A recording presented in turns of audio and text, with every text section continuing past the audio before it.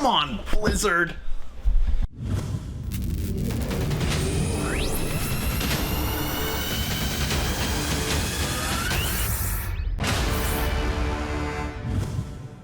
Hello everyone, and welcome to Action RPG. I'm your host Aaron, and for today's video we are headed back to the world of Diablo IV, where we just got their quarterly update for September 2020. Now before I start breaking down this quarterly update, I just wanted to put it out there that I want to love this game. I want this game to be amazing. I'm rooting for the people at Blizzard to get back to their roots. The whole reason why I created this YouTube channel is because of my love of Diablo II, the game that changed my gaming preferences forever. And I want this game to be a return to roots, dark, dungeon crawling, isometric hack and slash for the modern age. That is what I am looking for.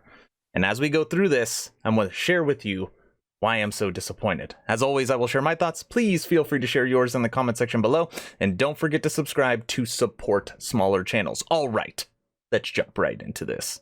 So what we're going to be looking at today is an introduction, skills and talents, sorceress enchantment system, and the endgame progression system.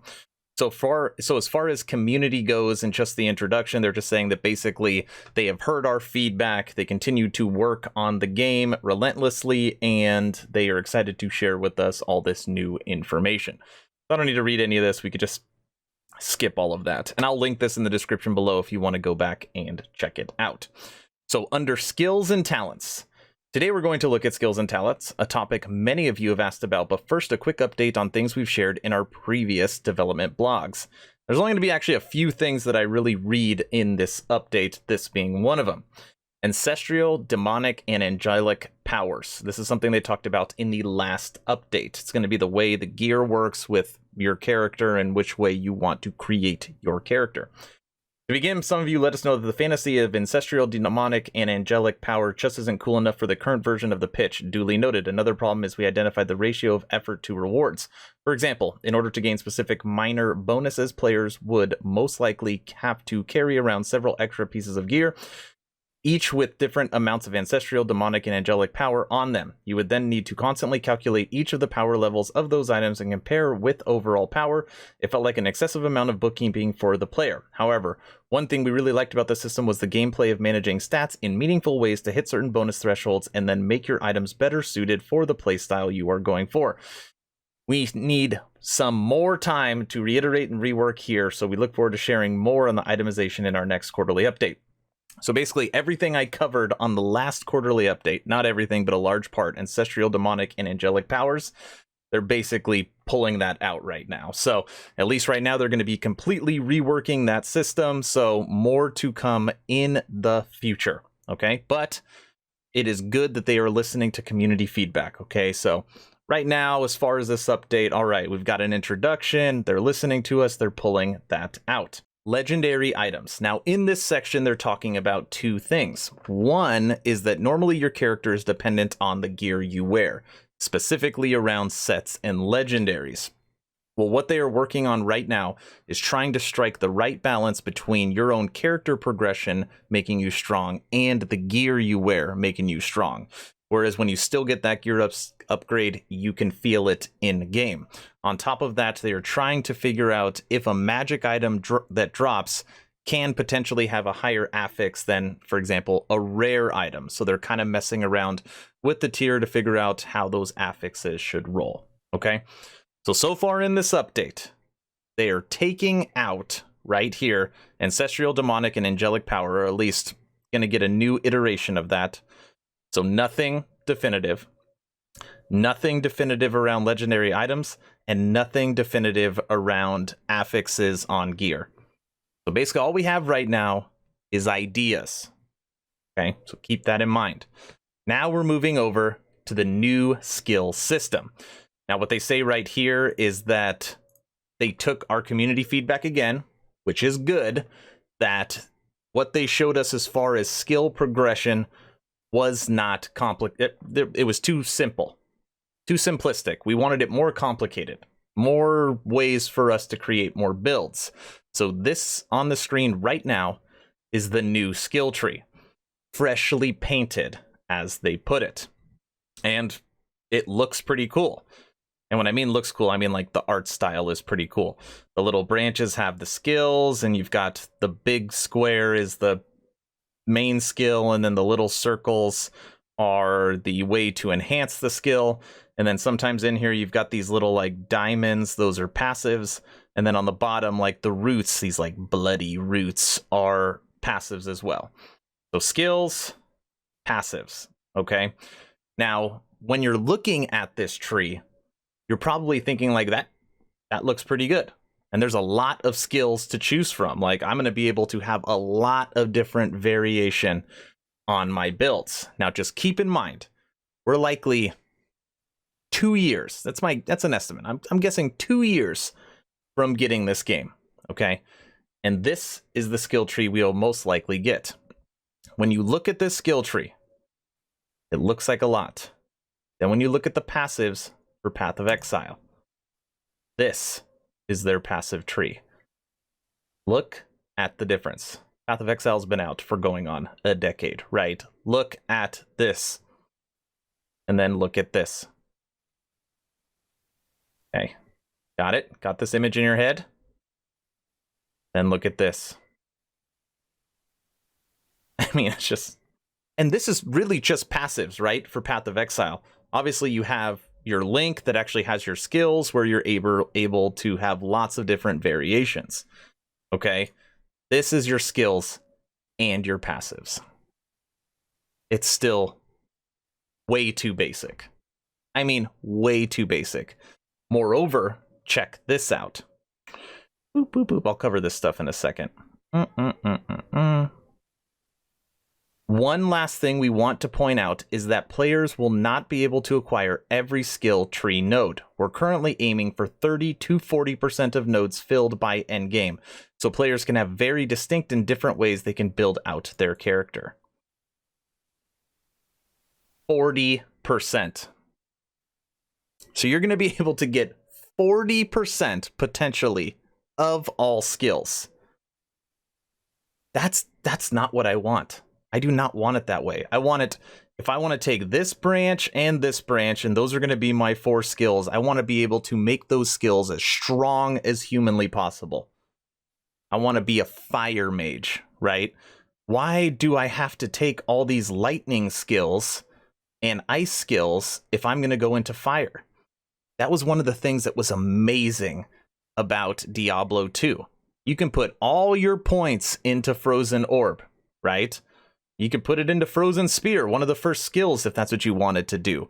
You can take that one skill that you really, really like and make it as strong as you can possibly make it. But now with Diablo 4, the route they are going is going to be a very basic tree. And for the most part, the route you take doesn't even matter because you're going to be able to acquire 40% of all the skills.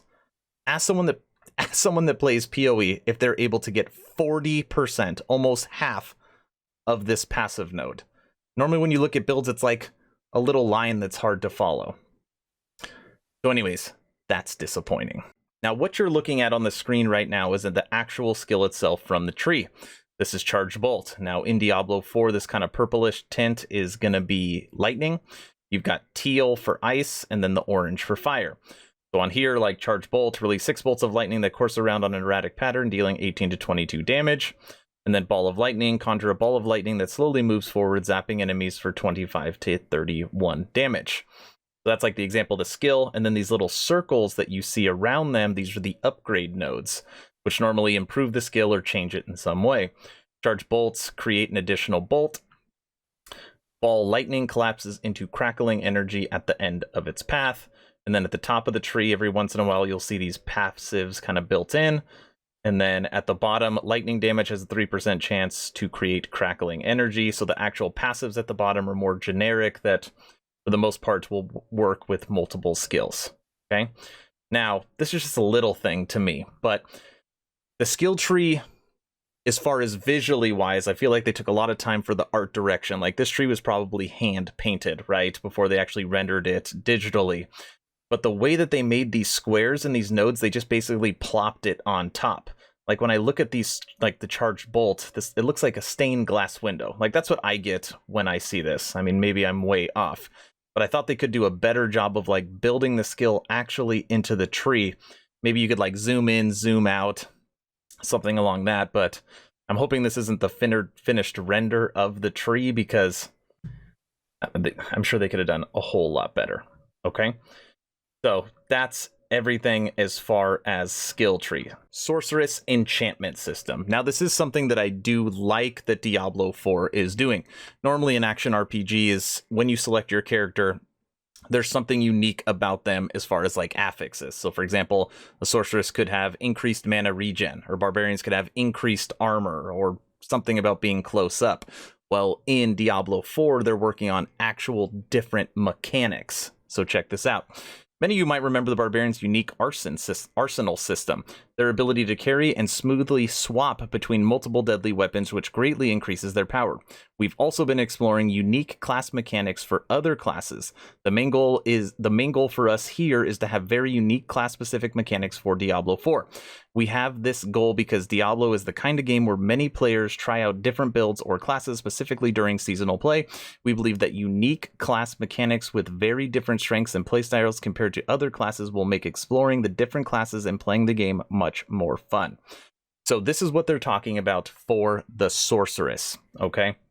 And actually the best way to explain it is in this little graphic that they have down here.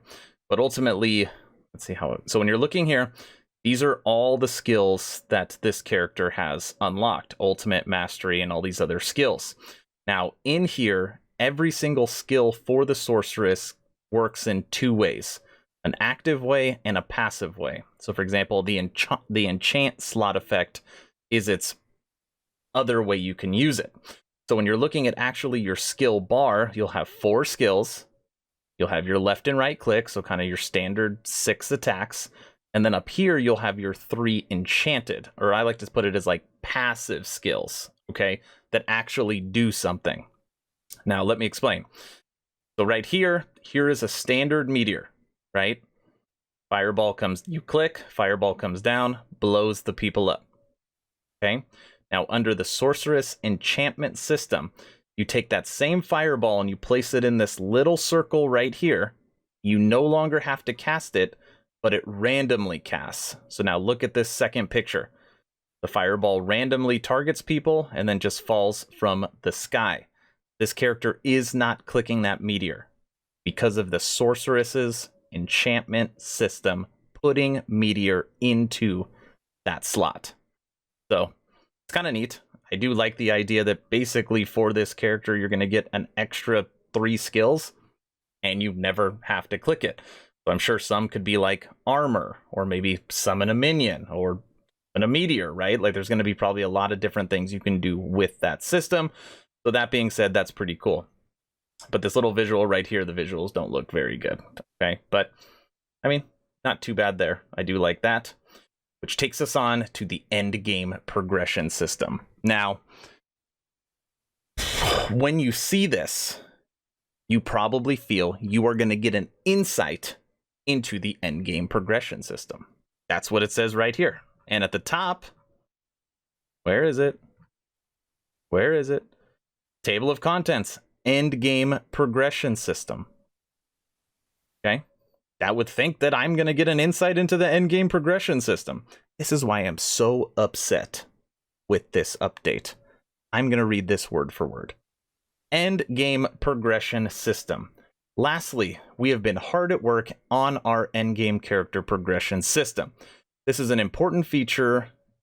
This important feature is going to take a little more time. It won't be in our next blog, but we wanted to mention it here because it will be the other significant source of power that comes from your class. This system is intended to provide more depth and more replayability than what Paragon currently offers in Diablo 3. We and many Blizzard gamers have talked about the concept of easy to learn, difficult to master. We believe that the endgame progression system is where the difficult to master component will come in and should meet the expectations of most of the hardcore Diablo players out there.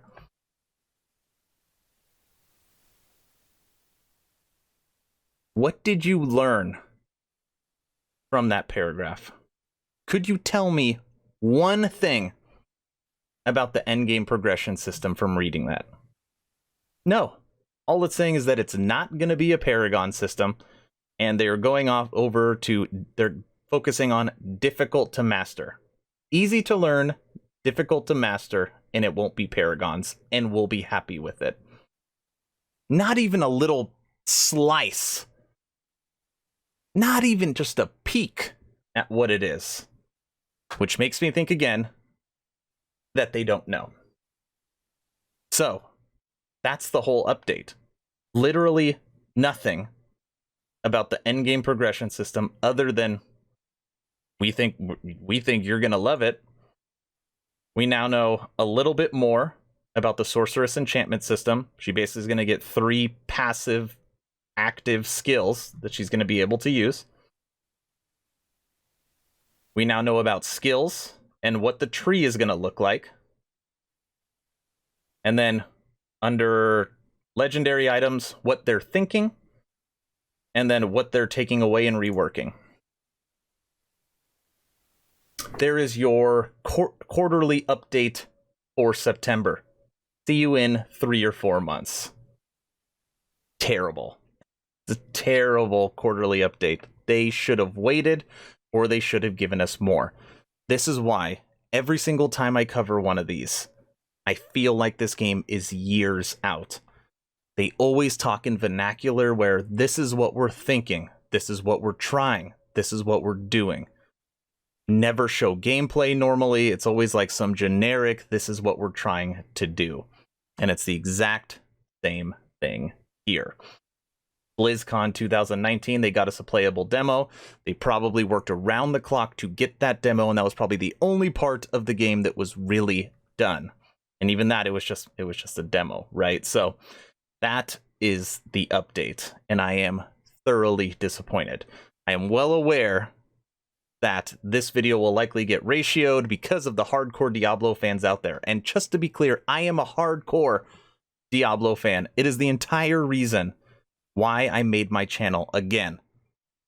And I want this game to be great. But so far, everything that I've seen, sorry, not everything that I've seen, a lot of what I see does not make me excited.